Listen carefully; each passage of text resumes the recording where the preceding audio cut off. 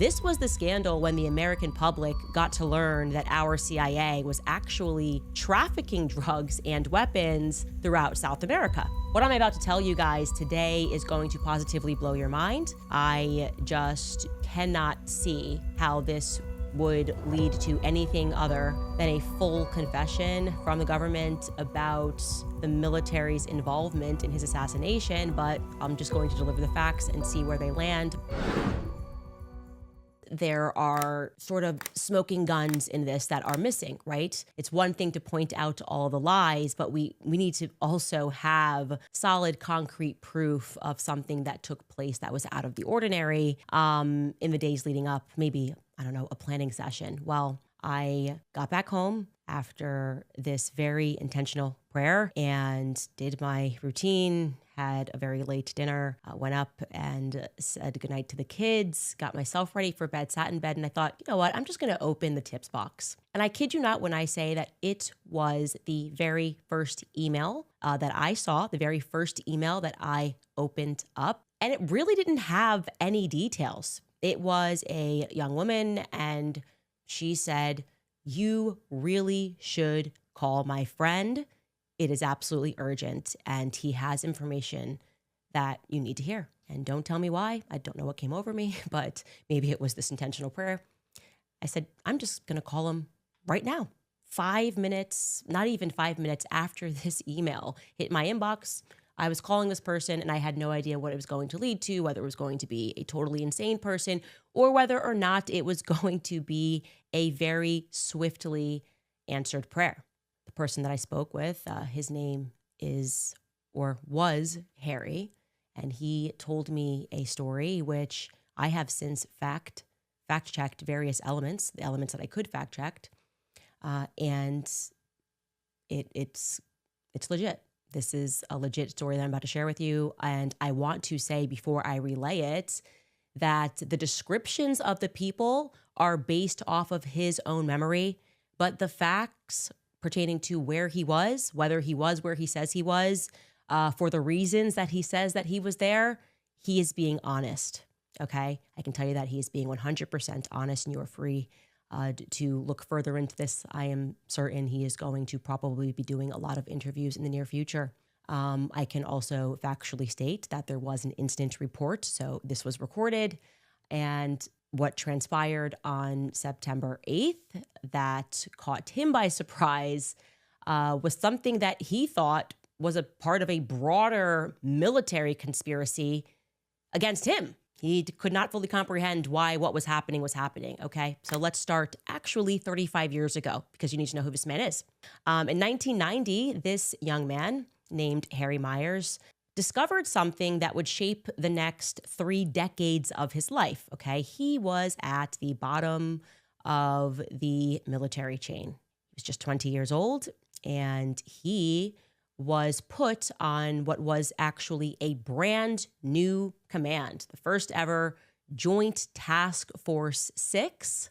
And this new command was being created down at the border by President George H.W. Bush, and it was presented to the American public as, look, a war on drugs with the help of Colin Powell. And it should be noted that this took place, just to kind of get you back into what was going on at the beginning of the 1990s, this took place just after the Iran-Contra affair, right? The Iran-Contra affair was from, I think, 1981 to 1986, happened under Reagan. And for those of you who are not read into massive CIA scandals, this was the scandal when the American public got to learn that our CIA was actually trafficking drugs and weapons throughout South America.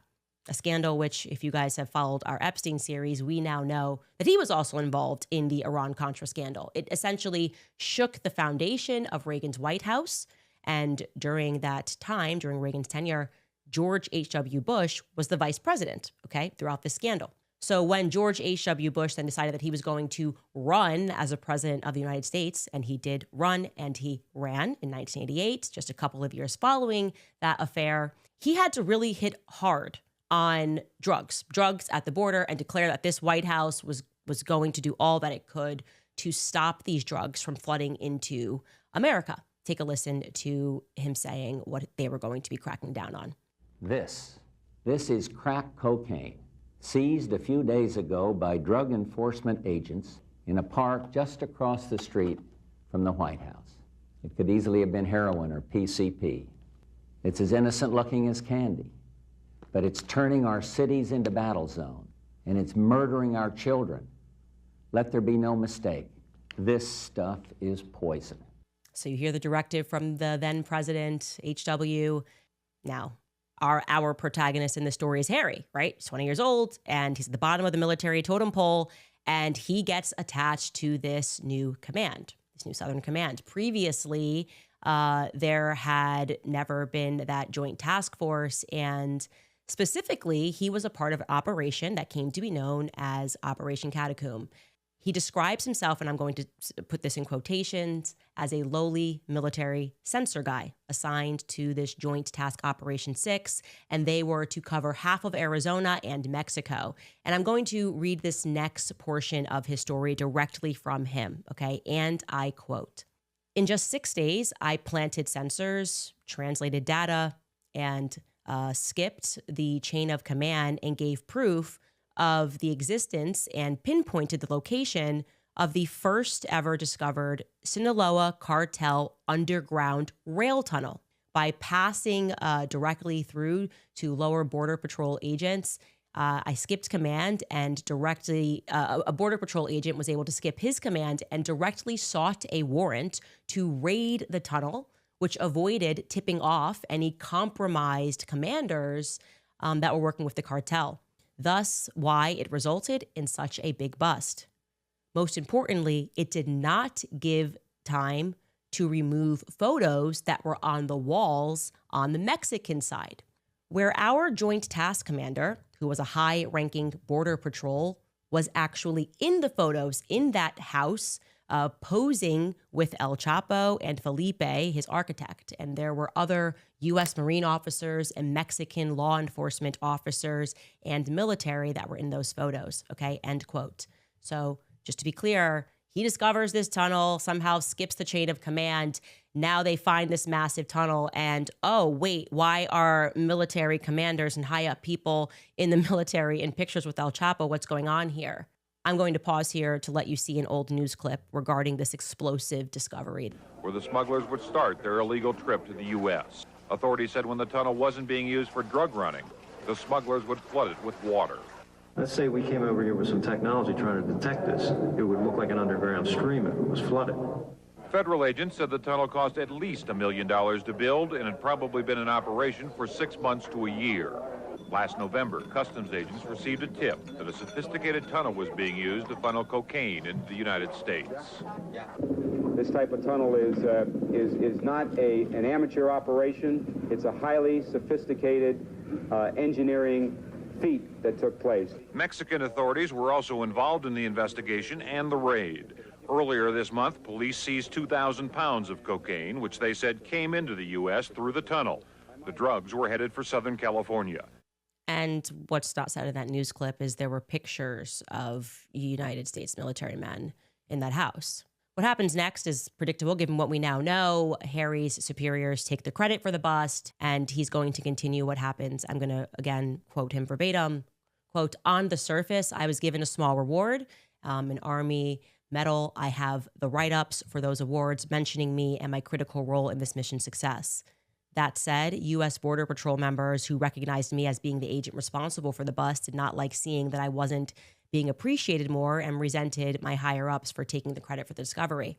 Somehow, in the immediate days after the bust, prior to the United States side getting the photos from the Mexican authorities, my information was given to the cartels.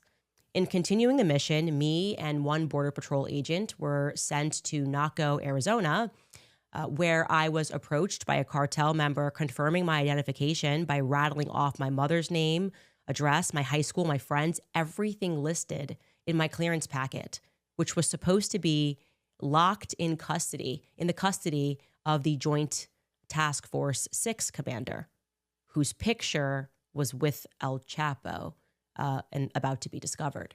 We avoided being taken hostage. or shot, sneaking away and driving out of that little town.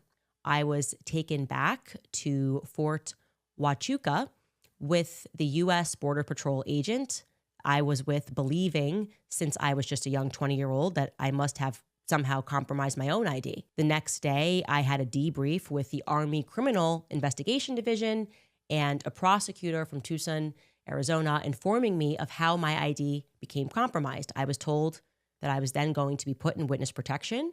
My orders restricted me from any further work in counter narcotics, from being stationed on or south of the border, and it prevented me from working with Border Patrol. It was a Band-Aid while they prepared and got approval for me to be put into witness protection.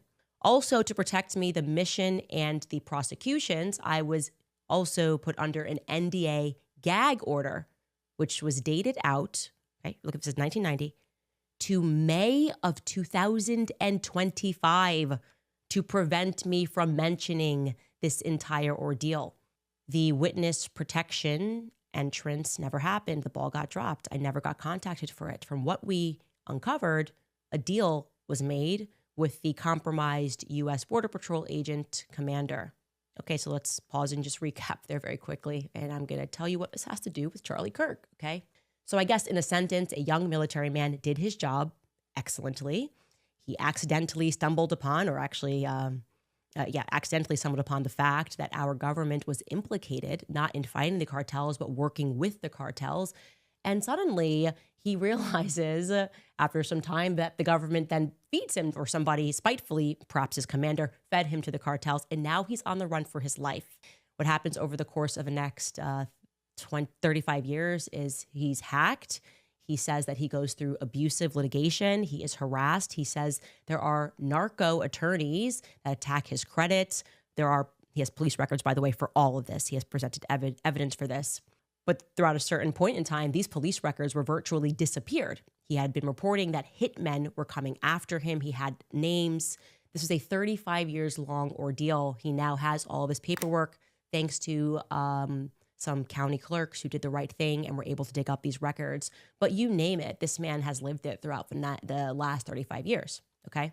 Fast forward to May of 2025, May of this year, and Harry Myers, who now has a new name, by the way, which I'm not saying, but he is finally released from this 35-year military-grade NDA. So what does this now 56-year-old decide to do? He decides that he's going to confront his past. He wants answers, okay? He wants to know why he was never protected. He wants to know if the FBI had been informed, and if so, which they were supposed to be, why they didn't do their job. Why didn't they protect Harry? He was working for the military and he did his job. He makes up his mind that he's going to deal with this in person. He is going to travel from his home in Washington back down to the very base where this all began, right? To Fort Huachuca, in Arizona. He's going to revisit the past. He's going to get these answers. He books himself to stay in a hotel on the base, a military hotel known as Candlewood Suites. And this is on the evening of September 8th. I want you to remember that, okay? He has been so thorough. He has sent me timestamps, bookings, reservations, went through his call logs. I was like, I want you to pinpoint when everything happened. So he gets to the Candlewood Suites at approximately, on September 8th, 5:37 p.m., checks into the hotel. And you can imagine he's a person that pays a lot of attention to his surroundings, right? When the cartels are after you and your family and you are compelled to change your name, you pay attention to your surroundings to see if anybody looks shady. What he notices is somebody who is special forces in the lobby. He said, you just know when you're dealing with a special forces guy. And he is in the lobby, and a young woman, comes down thereafter. That young woman, who at the time he did not recognize, is with him. They kind of fluff around in the lobby while he's checking in. He's on the phone with his wife. And thereafter, the two of them get into a green pickup truck and they drive off. The next morning, now it's September 9th, he wakes up at around 5:30 a.m. in the morning because he wants to see the sunrise. he says that he then fails at finding the Army Criminal Investigations Department. So he drives off base, just a little ways off base, to get some coffee in Sierra Vista. While getting that coffee, he runs into some soldiers. Again, this is just all God at this point, who happen to be wearing 10th Mountain Division patches. And he's like, that's my old unit. What's going on here? Like that, he thinks his unit's gone. Nothing's going on with this unit for a long time. That it's been torn apart, or I don't know what the military expression is for that. He strikes up a conversation with these young guys, and they tell him, "Oh no, the old Joint Task Force 6 is now being continued, and it's known as JTF, Joint Task Force Southern Border." Now, for those of you who are like me who don't know, like literally what it sounds like, Joint Task Force, meaning like you can get the Army, Navy, everybody kind of working together on something. And they're like, yeah, it's now JTF Southern Border. And they give him directions of how he can actually get to the new command center. They tell them that they're actually currently borrowing a building down there. And he tells me that there would have been no other way he would have discovered where it was. So his intention was to go to Army CID. Now he's like, wow, I can go directly to the actual JTF 6, which is now being continued, and get some answers. What luck. It is now around 7:37 a.m. when he enters the new or temporary JTF headquarters, and he sees two guys, and he's pretty impressed. He's like, whoa, these are, again, military term, E4, E5s. He told me that means that they're lieutenant colonels, and they are the ones that are checking him in. He happens to walk in at the exact time that they are concluding a meeting, and he is kind of even more impressed because he sees about 12 lieutenant colonels. He tells me, you do not see that many people, that many E4s, E5s, E6s. Please, military guys, forgive me for me not knowing what the proper vernacular.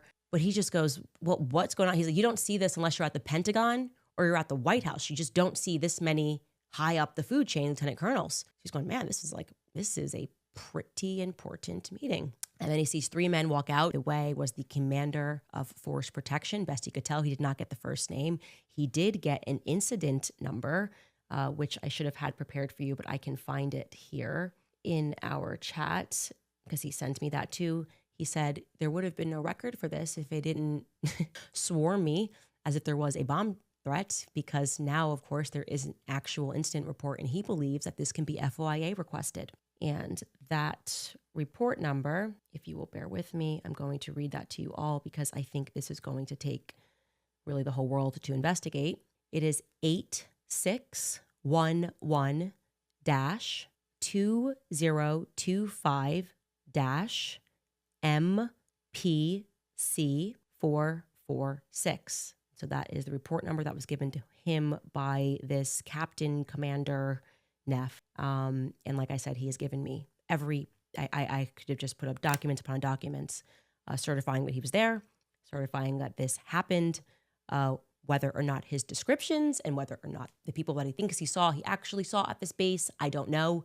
What I will say is that something that I could easily have done was to see whether or not, I asked him, did you see Dan Flood? No. Well, that checks out because Dan Flood was with Charlie in Korea. And I am wondering about that. Like, why would you want to go to Japan a day before you have a college campus event? You have Charlie on the 5th and on the 6th of September. He is in Korea doing an event. And then on the 7th, he's in Japan and he is on CNN News Japan. I mean, just the utterly demonic and satanic action and the level of collusion that had to take place for 9/10 to happen. I do also know, as I have always known spiritually, that they wouldn't get away with it. And I think Charlie, whatever vision he had, in which he knew his life would be short, and which he knew that I would not let this go because I somehow feel tied to it. And we're seeing more and more every day that somehow I am tied to this. I think that this is God operating. I really do. I think, bless this man. Thank you so much for your service to this country. I know that he said he would love to meet Ian Carroll, and I guess he's watching his stuff, and I will obviously make that happen and much more in the coming days. I don't expect the feds to reach out. I don't expect them to be interested in this angle or this potential meeting that I think they probably already knew about. I do hope, though, that somebody else saw something, and somebody knows the quickest way to FOIA request that stuff. Somebody knows how to get behind this so we can get information. I've given you the dates. I've given you the times. He has given so much more. And I know I just thank God that I saw that email. I am obviously very new to military terms. So you guys are saying it should be E5s and E6s. And he said that these are lieutenant colonels and colonels and that it was a big brass meeting. He estimates that there were 12 to 13 lieutenant colonels that were in that meeting that he stumbled upon. And yeah, that's that. I'm going to leave that there. On that same note, though, however, I have no words, and I'm going to try to find them here for emails I did not expect to receive yesterday. Right after I spoke with him, I kept continuing on this in my tips inbox. And obviously yesterday we spoke about this Pierre in Scottsdale, and I had mentioned that he had a partner. Pierre Falcone had a partner named Arcady Gatamont. Didn't expect that to be relevant to anything, but they were both involved in Angola Gate, which was global trafficking at the highest levels of government. But this Arcady Gatamont didn't show up for his court hearing, and he just was sentenced in absence for trafficking. In a full episode with Milo Yiannopoulos, which we showed and contextualized, of being someone who benefited from Charlie Kirk's assassination. So he thinks he's being accused. No, you accused me of that in like a actually, I think it was 2-hour episode with Milo Yiannopoulos, in which Milo defended me and explained that I am not to blame for the lame excuses that the feds have given us regarding Charlie Kirk's assassination. And that if we do need to have some spiritual searching in terms of what the Republican Party has become, that the time for that is now.